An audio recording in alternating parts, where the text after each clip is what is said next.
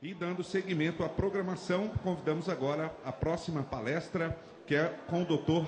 Paulo Romano, secretário adjunto da Secretaria de Agricultura de Minas Gerais. E o tema, Plano de Agricultura Irrigada para Minas Gerais, exemplo a ser seguido. Então, com vocês, Dr. Paulo Romano, secretário adjunto da Secretaria de Agricultura de Minas Gerais.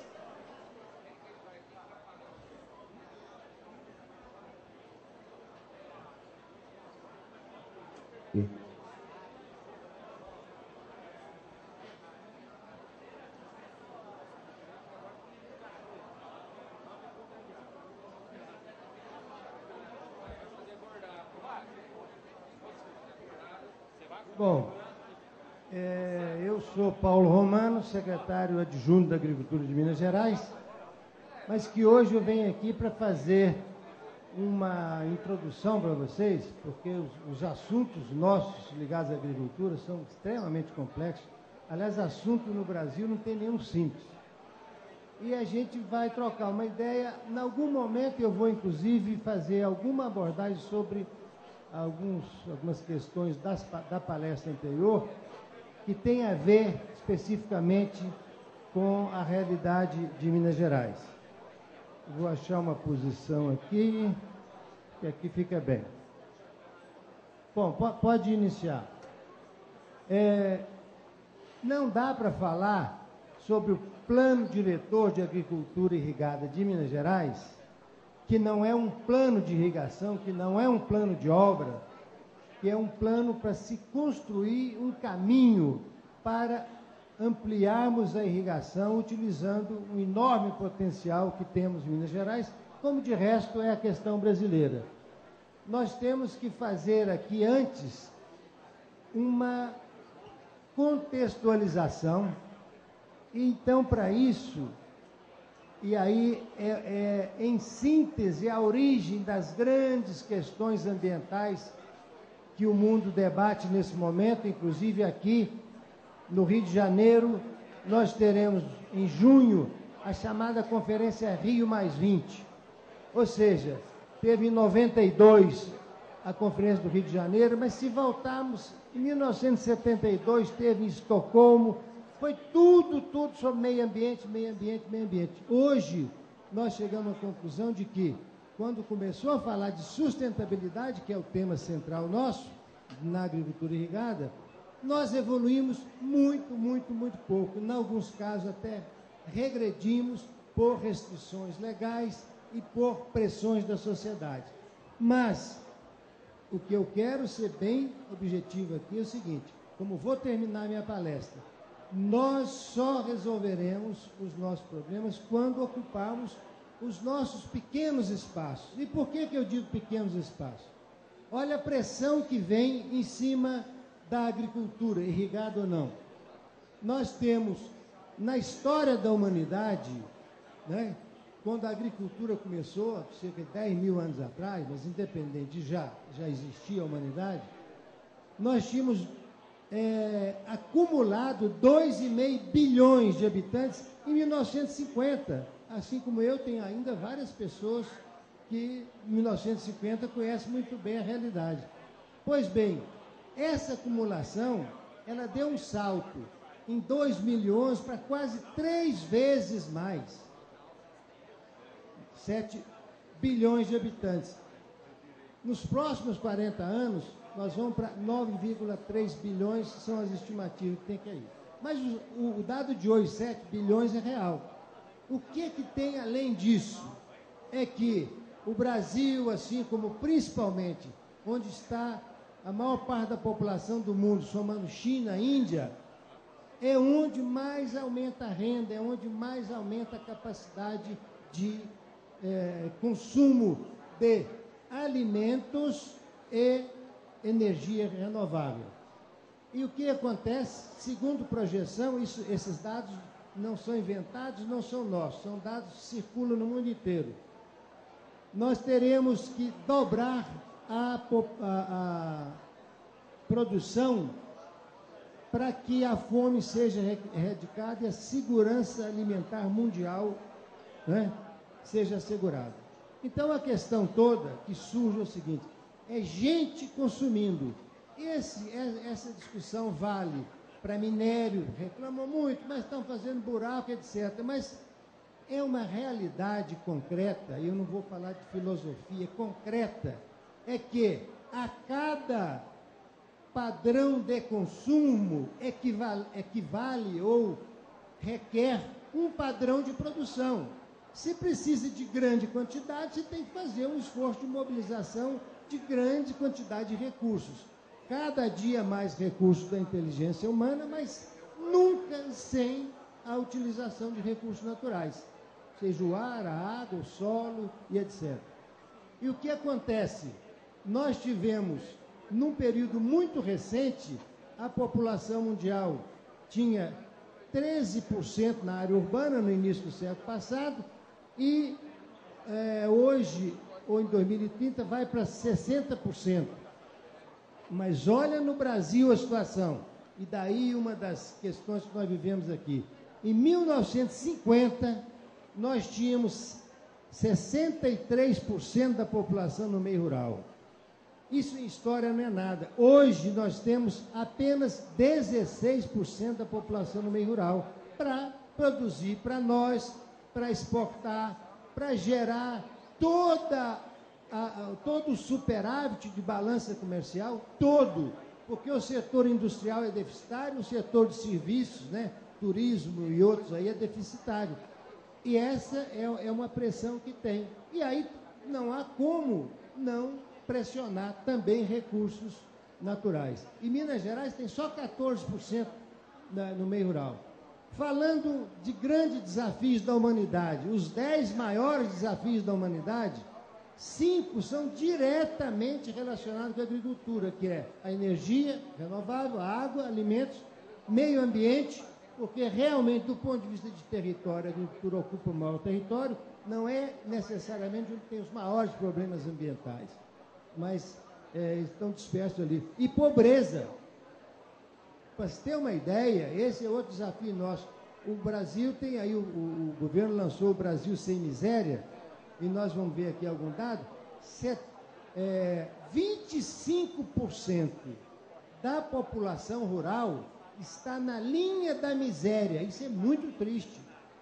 Esse aqui é um dos grandes desafios, e parte dessa gente está tendo a cobrança de não degradar o meio ambiente. É um dilema. É um dilema. Eu vou contar para vocês o que acontece, por exemplo, lá na Caatinga, estão desmatando Caatinga para fazer carvão, em alguns casos, na linha da pobreza, né? Ninguém vai desmatar para ficar rico. No Cerrado, nós ainda temos muito aqui em Minas Gerais, gente que precisa do dinheirinho para comer na semana seguinte, desmata, faz. Não há polícia ambiental, não há nada que possa coibir isso aí, e até eu diria, nem é moral, nem eticamente correto. Por quê?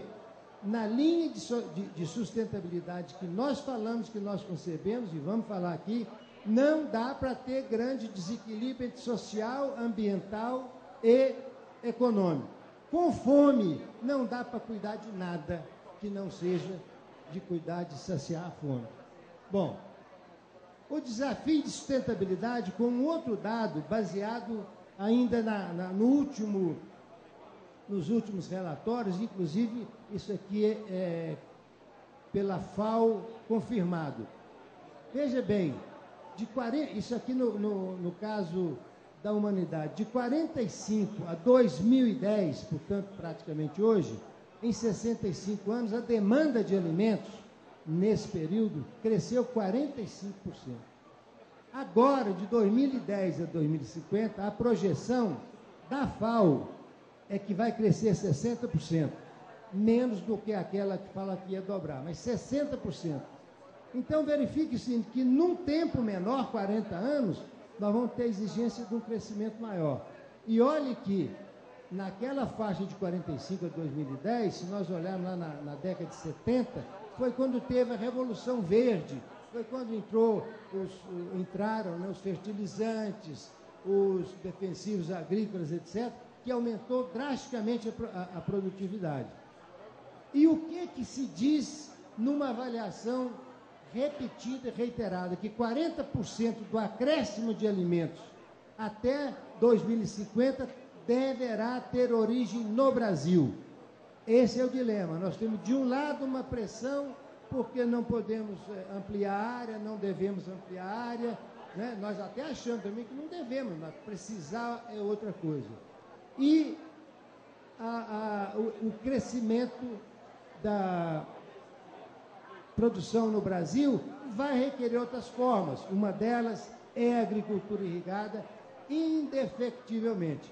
Até porque o Brasil e Minas não utiliza praticamente nem, ou pouco mais de 10% do seu potencial.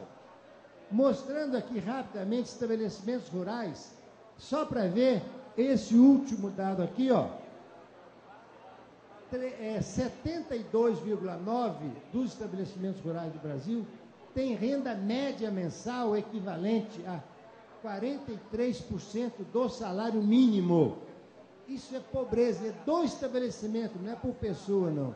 Essa é uma base da nossa agricultura. Portanto, essa agricultura pujante, comercial, que tem que gerar os grandes volumes para alimentar e todo um complexo agroindustrial que nós temos, ou para exportar, ela não pode contar com essa gente nesse grau de pobreza, quase miséria.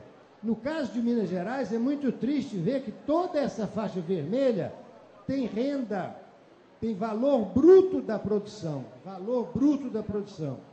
menor que R$400 reais por hectare ano.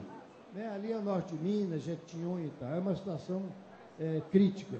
Se quiserem, só para ter uma ideia, as melhores rendas estão do azul e as piores para o vermelho. Então, nós estamos vendo aqui, nós estamos numa região de renda boa, né, que é de 1.600 a 2.000 ou de 1.200 a 1.600 reais por hectare ano. Pode seguir, por favor? Isso aqui, pode seguir, eu já passei essa síntese aí. Agora aqui, eu vou falar uma coisa que isso nós precisamos de ter em mente, é questão do processo da nossa formação, sobretudo no Brasil. Né? Vale para Minas Gerais, e aqui nós temos companheiros de outros estados, né, de muitos estados do Brasil. O que acontece e o que é inevitável na nossa agenda? Por isso que nós temos que ficar atentos, termos participação, atrairmos a agenda para discutir, não fugirmos. Quem for mais indignado, quem for mais esquentado, que seja assim, quem for mais ponderado, que seja, mas nós temos que enfrentar essa discussão. Até o Brasil, né?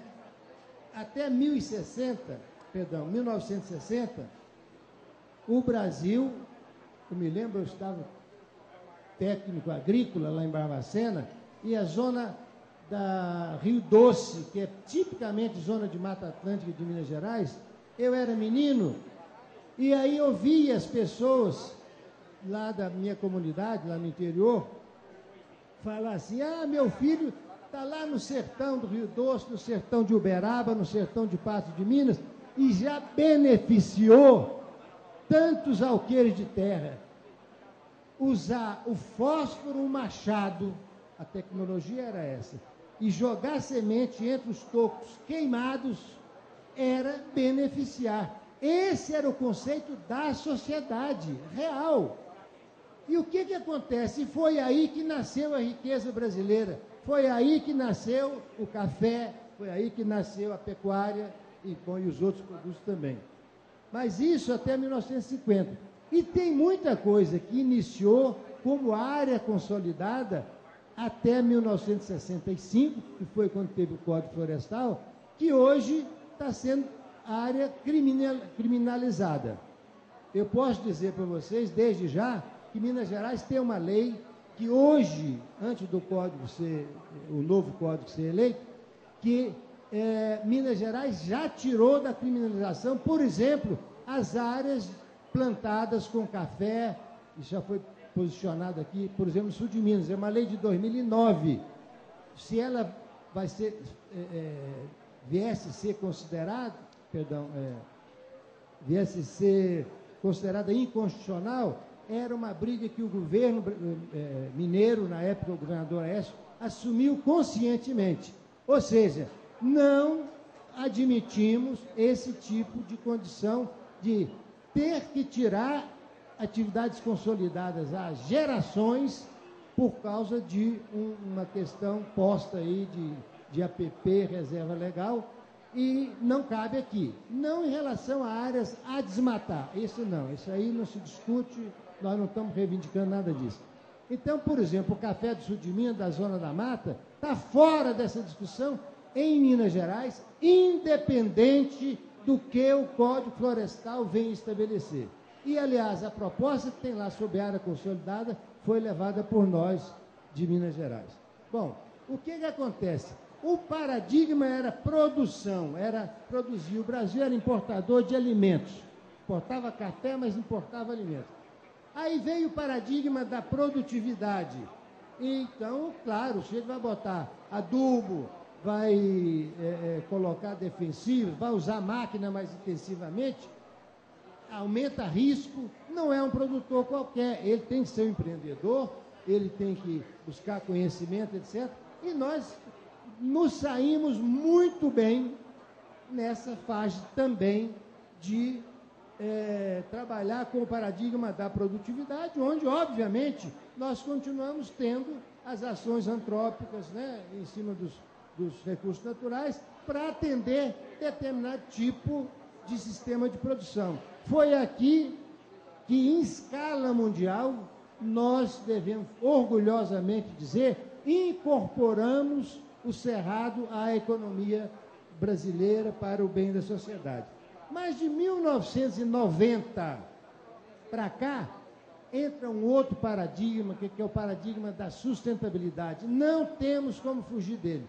Podemos ter esses embates aqui, vai levar muito tempo fazer ajustes, mas nós temos que buscar. E aí não é apenas por causa de legislação, é por causa de uma nova consciência da sociedade, os próprios filhos que são urbanos têm outra cabeça.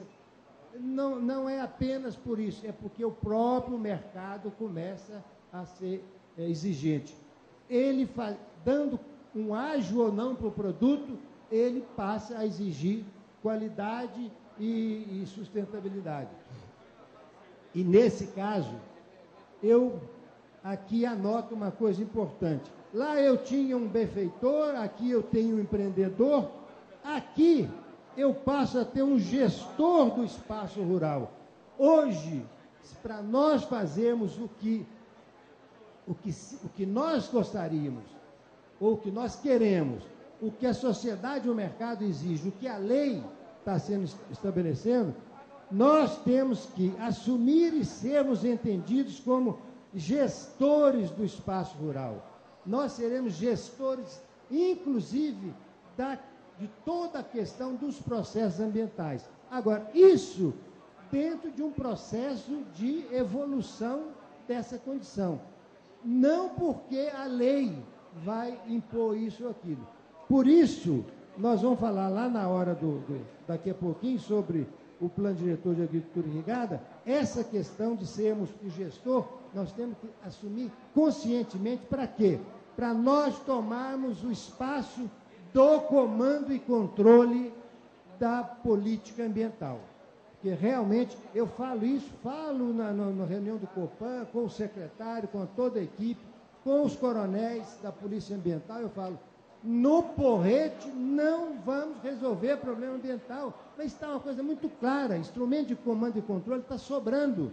Não resolve. O agricultor sozinho não tem condição. Então, ainda que embrionariamente, nós já temos a discussão do pagamento por serviços ambientais, tem leis no Congresso, não é um assunto que está iniciando.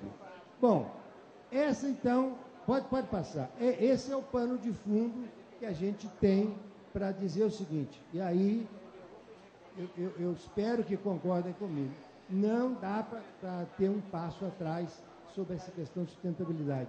Ainda que haja a demagogia, a hipocrisia dos países ricos, Japão, Estados Unidos, Europa em geral, que ficam nos cobrando quando eles destruíram lá. Mas não adianta, eles dominam as instituições internacionais, As ONGs riquíssimas estão circulando por aí e trazem essa cobrança. E o mercado acha bom e aproveita. Bom, plano de governo, vamos lá, por favor.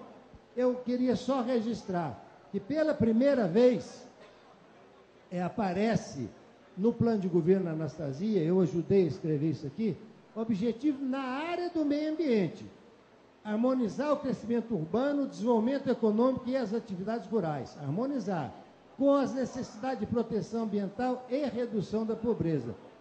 E uma lei mais recente de Minas, ela fala de maneira clara, que é essa que eu falei sobre as áreas consolidadas de APP. Fala, inclusive, da possibilidade de recompor as APPs de topo de morro ou as fluviais com a utilização de sistemas agroflorestais, falando de um modo geral.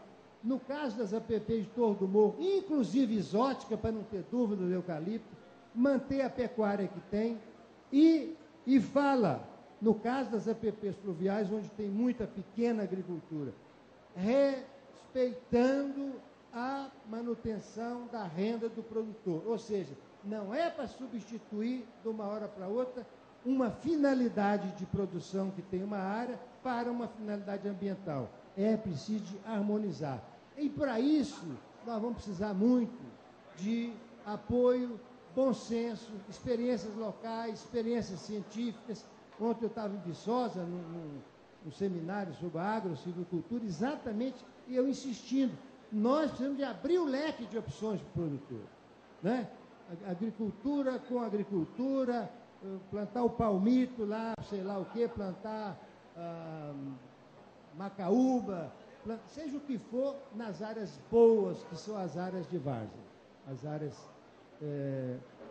que antes era mata ciliar. É uma maneira de recuperar, não gerar o efeito ambiental e econômico.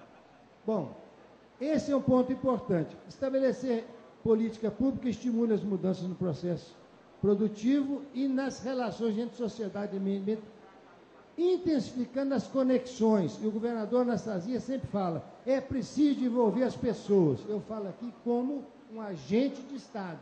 Nós, de Estado, não resolveremos se ficarmos só na base dos procedimentos formais, legais, etc. E isso aí, nós precisamos de ter entidades civis, aqui nós estamos aqui com sindicatos, sobretudo a associação, e buscar o desenvolvimento integrado. Vamos andar mais rápido essa parte aqui. Compromisso do governo para a agricultura, traçar estratégia para tornar o produtor protagonista.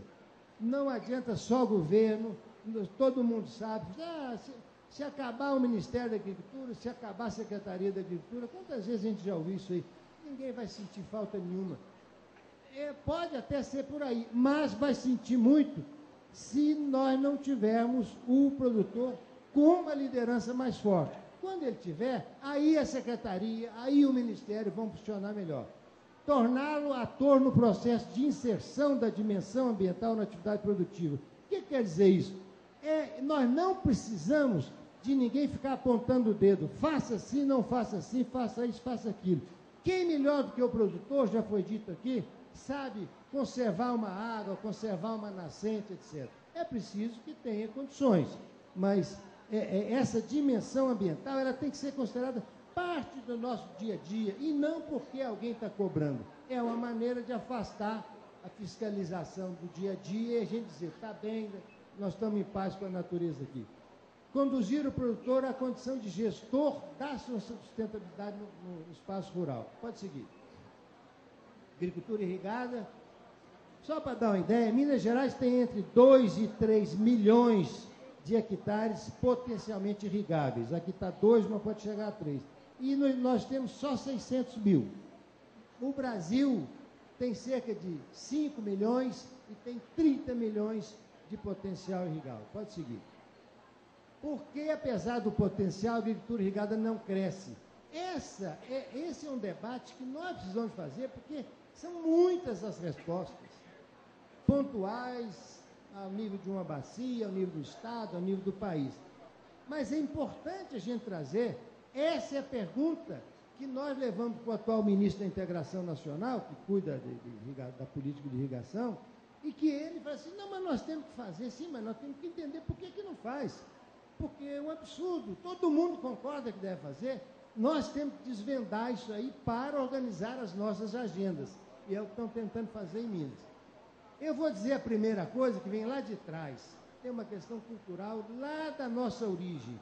Os nossos vizinhos equatorianos, os peruanos, chilenos, os nossos vizinhos antepassados indígenas, eles já usavam processos de lidar com a água, de engenharia, um pouco de matemática e de irrigação. Por quê? Porque lá tem seca para valer. Aqui, de um modo geral, nós não tínhamos essa carência, até porque o próprio semiárido nosso é o semiárido mais brando que tem, chove 700 milímetros em média por ano. Bom, então vem lá de trás, é ancestral. Esse é um pouco do porquê. Nós vivemos sempre na possibilidade da fartura e a natureza ajudando. O processo de agricultura irrigada, por onde começou aqui muito recentemente. Concorrência de outros usos, né, da água, no caso, restrição quanto à disponibilidade hídrica, no caso de Minas Gerais, até dezembro, e depois de uma reunião do Conselho de Recursos Hídricos, uma coisa que eu batalhei demais, é uma notícia importante para os mineiros. Nós tínhamos estritamente 30% da Q710. A maior parte do público aqui sabe, mas para quem não sabe, é 30% do critério que nós usamos para outorga de água. O resto ia embora para outro estado usar ou para os rios de domínio da União. Eu levantei essa questão, tenho levantado seriamente, porque senão o Minas Gerais fica produzindo água para os outros. Por mais justo que seja, né, baianos, goianos, etc., capixaba, usarem a água que foi daqui. Hoje, isso aqui passou para 50% e vai começar a ser exercitado esse limite superior. Ou seja, Minas Gerais usará metade da água que está correndo aqui, a outra metade vai passar para os rios de domínio da União. Desconhecimento da disponibilidade real por bacia, esse estudo já melhorou muito. O plano diretor de agricultura irrigada, depois nós vamos ver aí, está no site, tem muitas e muitas informações, município por município em Minas Gerais. Falta de infraestrutura de fornecimento de energia elétrica, todo mundo sabe, muitas vezes não irriga porque não tem energia em condições. Impedimentos legais para reservação é o problema. Não pode fazer o barramento porque está na APP. Esse é um ponto que nós estamos discutindo também para o caso de Minas. Menor poder político que outros setores de usuários.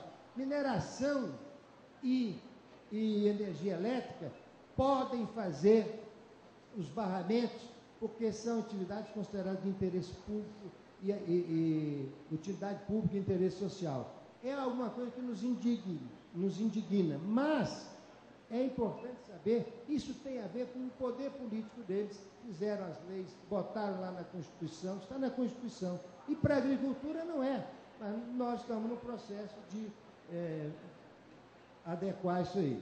Maior investimento, maior risco financeiro e mercadológico, ou seja, a agricultura irrigada também não é uma rotina, é uma coisa, vamos dizer assim, para profissional, né? Para profissional. Produtor, empreendedor, pode ser pequeno, mas é alguma coisa profissional.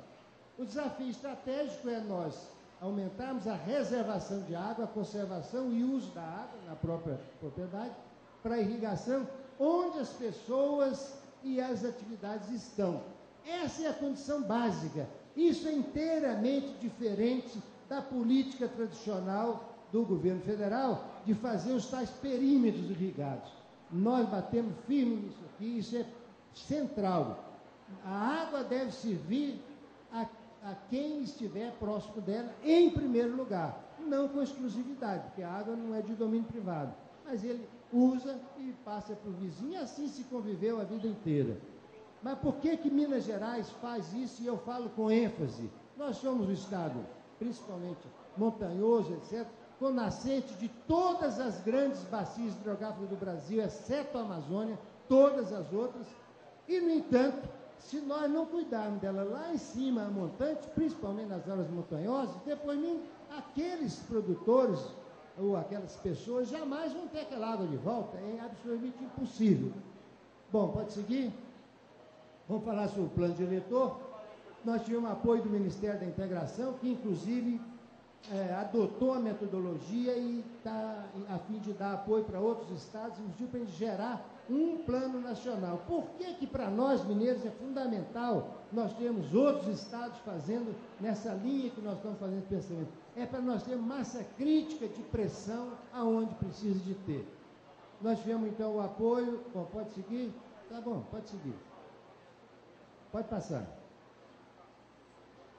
O apoio do Instituto Interamericano de Ciências Agrícolas, a Secretaria de Agricultura coordenou. Temos uma pequena equipe valorosa, de alta capacidade, inclusive aqui tem o Eustáquio, tem o Patrick, tem a Marildo, que vão ficar aqui, poderão conversar com vocês, são técnicos que tiveram a coordenação do técnico de trabalho. O governo federal, o governo de Minas, trabalha numa perspectiva seguinte: nós precisamos de ter tudo que o governo faz, essa é a recomendação do governo, escrita no Plano Mineiro de Desenvolvimento Integrado. Nós temos que trabalhar em rede, não dá para trabalhar isolado, nós não vamos chegar a lugar nenhum. E dentro da rede de desenvolvimento sustentável, nós temos um programa estruturador, é o único que a Secretaria da Agricultura tem, que chama Sustentabilidade e Infraestrutura no Campo.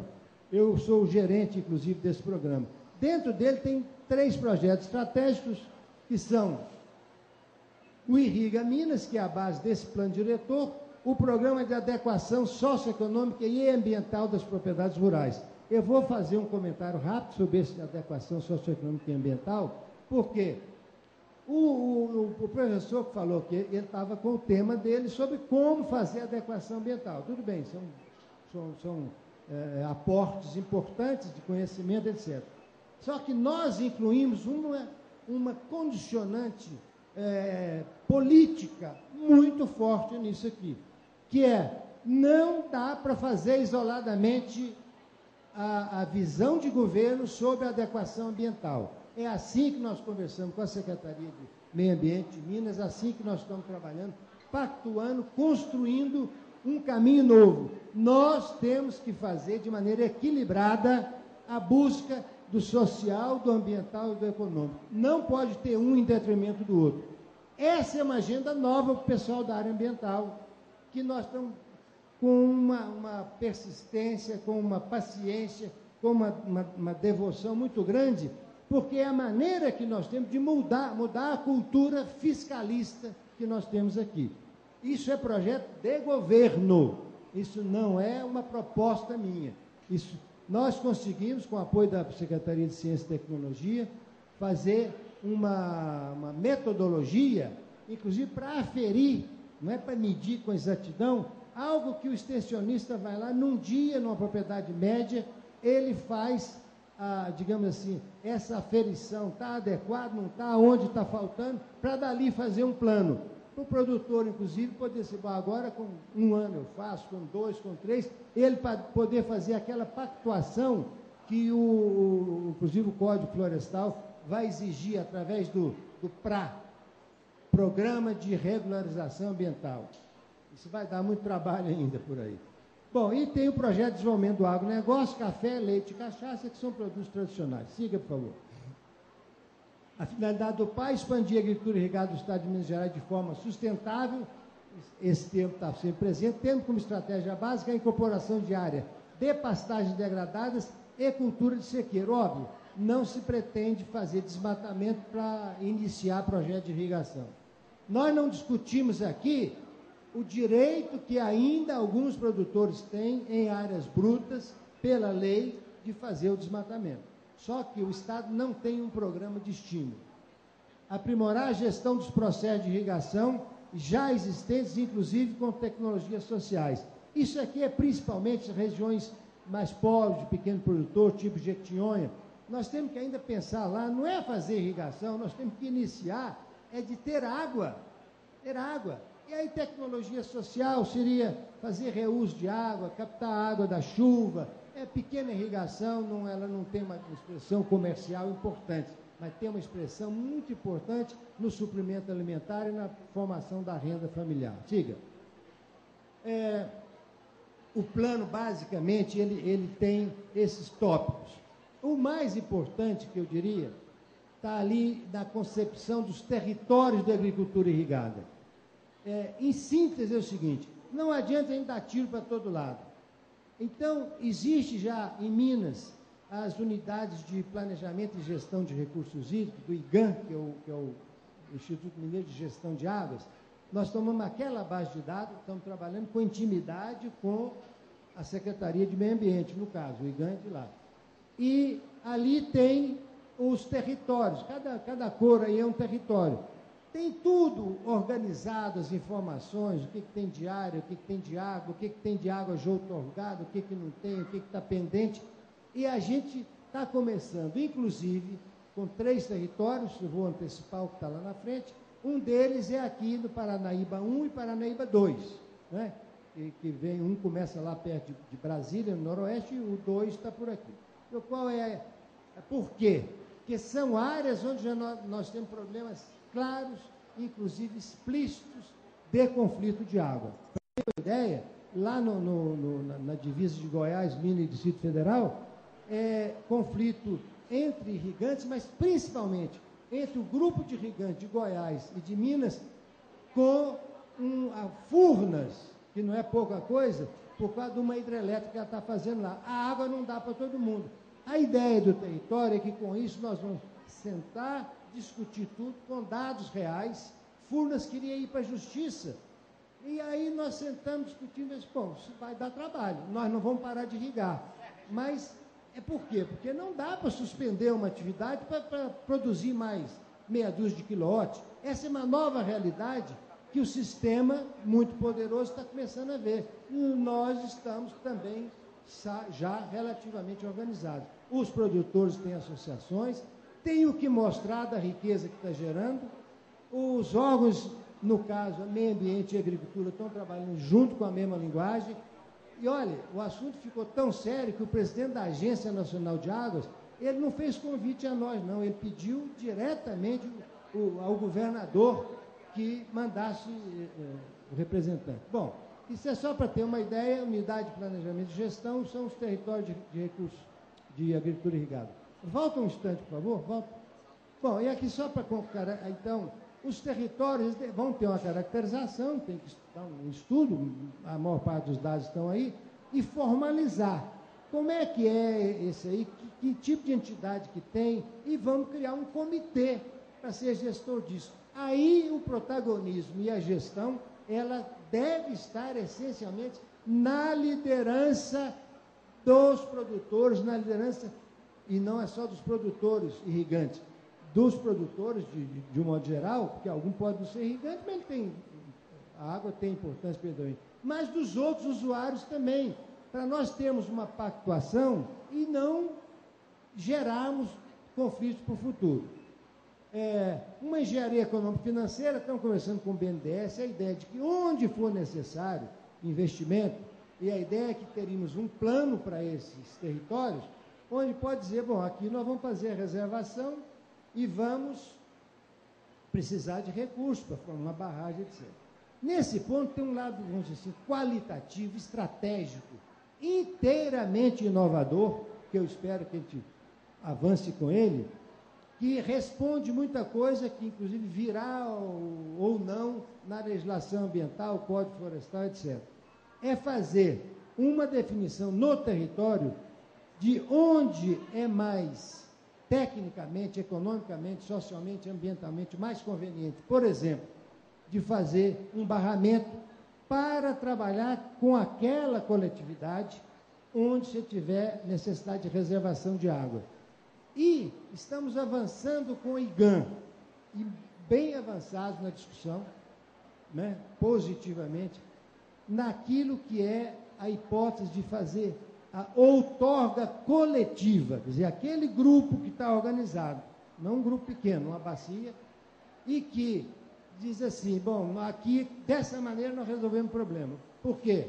Vamos resolver coletivamente a questão de reserva legal, a questão de APP, né, o que precisar de regularizar ambientalmente, e fazer uma outorga, digamos, para 50, 100 usuários, o que tiver ali. E A partir daquele ponto, a nossa proposta é que o IGAM, ele vai fazer a fiscalização da quantidade de água outorgada naquele exutório, naquele curso d'água que tem uma saída onde ficou pactuado. Ok, vocês usam o que tiver de usar por aí, nessa quantidade, mas tem que soltar aqui, por hipótese, 10 metros cúbicos de água no córrego. Né? E ele vai, então, fazer medição ali, na qualidade e quantidade de água. Portanto, acima, os produtores, os usuários, eles têm flexibilidade. Pode, por hipótese, né, já pensando no futuro, trocar as oportunidades de usar água, nessa época eu uso, você não usa, sem precisar de estar na burocracia de serviço público, que nunca vai atender no tempo certo as demandas dos processos dinâmicos da agricultura. Nunca. Então, essa é uma estratégia, por isso que eu falei que é importante os territórios. Bom, ciência, tecnologia, inovação e competência, nós temos que estar permanentemente gerando isso, esse evento é parte. Um plano de pesquisa para sugerir o que tem que fazer, um plano de capacitação, esse está sempre necessário, porque sempre tem alguma coisa já acumulada de conhecimento. Os instrumentos de governança, esse portal do PAI, ele já está posto, depois eu passo aí, tem muita informação interessante lá, e o comitê executivo, que a ideia, então, é aquele protagonismo da gestão dos interessados. A normalização é uma questão de estabelecer, né, que tipo de... Não é normatização no sentido de mais portaria, mais nada disso, não. É no sentido técnico de algumas coisas que vão ser requeridas, né? Por exemplo, qualidade de água e tal. Pode seguir. Esse aqui nós já passamos. Aqui é só para ter uma ideia, conflito por água em Minas Gerais. Eu não vou entrar em detalhe. Onde está colorido aí é que tem conflito explícito, ou entre agricultores e outros usos. Pode seguir? E nós vamos começar a trabalhar nessas áreas com prioridade. Bom, aqui é mais ou menos o que já foi passado aí, é uma síntese, né? Expandir a agricultura irrigada e nós temos uma demanda muito grande. Essa área aqui, isso é um desafio fantástico, né? Eu diria um desafio ético, porque eu, por exemplo, como membro de sociedade, saber disso há tanto tempo como a gente sabe, viver isso aí, é uma diferença brutal. Né? As pessoas têm mínima oportunidade, quer dizer, jovens saindo aí para cortar cana em São Paulo ou aqui no Triângulo. E o pior, 2014 não tem mais corte de cana manual. E essas pessoas, do Jequitinhonha sobretudo, eles gostam da região, eles têm uma cultura arraigada, mas não têm renda. Então, daí que eu falo, um dos grandes conflitos dessa questão ambiental é quando nós olhamos o meio ambiente antes de olhar a renda, antes de olhar o social. Esse aqui, nós achamos que a água vai ser o grande diferencial aí. Pode seguir. Bom, nós vamos trabalhar com 3 territórios de agricultura irrigada, inicialmente, são os 3 primeiros, são 36 no total. Na região metropolitana de Belo Horizonte, porque lá são 28 municípios, tem municípios que são tipicamente rurais. E você já tem um conflito. O agricultor recebe água suja para fazer irrigação de hortigranjeiro, né? E o consumidor reclama que o hortigranjeiro está contaminado. E a água suja, contaminada, vem das cidades.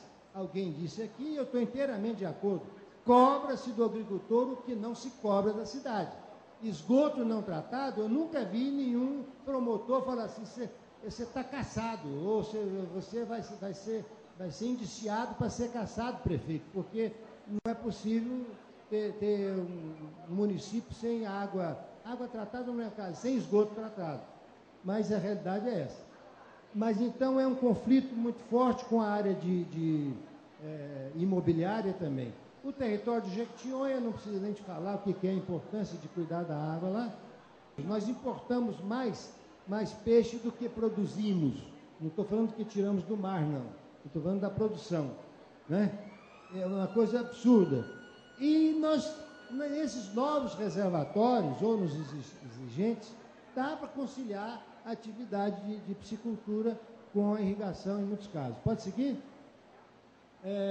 Aqui é só para mostrar o contorno do território do que nós chamamos Paranaíba 1, né? Pode seguir? E aqui o Paranaíba 2, onde nós estamos aqui. Pode seguir?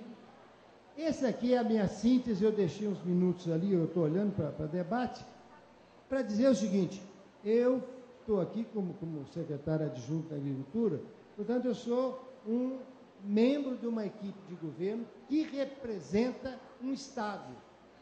E nós temos essa convicção e temos essa recomendação.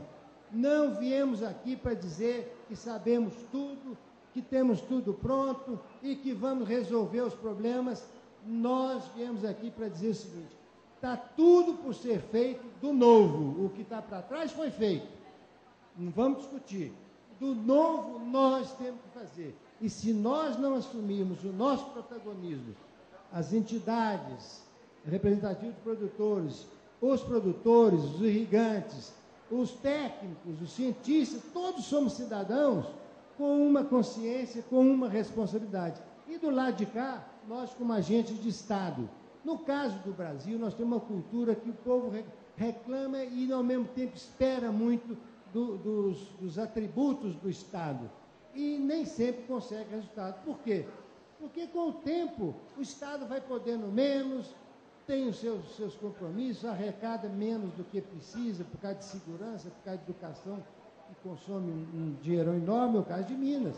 Minas não é um estado propriamente pobre, apesar de ter região muito pobre, mas não tem dinheiro para investimento. Os investimentos que o governo de Minas faz é quando dá uma folga na capacidade de buscar empréstimo, mas não tem sobra no seu orçamento para investimento. Tem para manter uma máquina, melhorar uma máquina, e custa melhorar uma máquina. Por exemplo, processos de educação, processos de segurança, isso custa caro. São tecnologias novas, são equipamentos, né? Tem que fazer. Então, em síntese, pessoal, a pactuação, que é a palavra-chave que eu venho fazer aqui, é a mesma que eu quero ser instrumento, canal, correia de transmissão entre as demandas de vocês, que sejam relacionadas com a nossa função na agricultura, por exemplo, com aquelas do meio ambiente, para não ficar aquela perda de tempo, de energia, no choque que nós sabemos que não vai resolver nada. Felizmente, estamos bem começados por isso, temos um horizonte de governo de 3 anos e que estamos absolutamente comprometidos em sermos parceiros de vocês. Muito obrigado.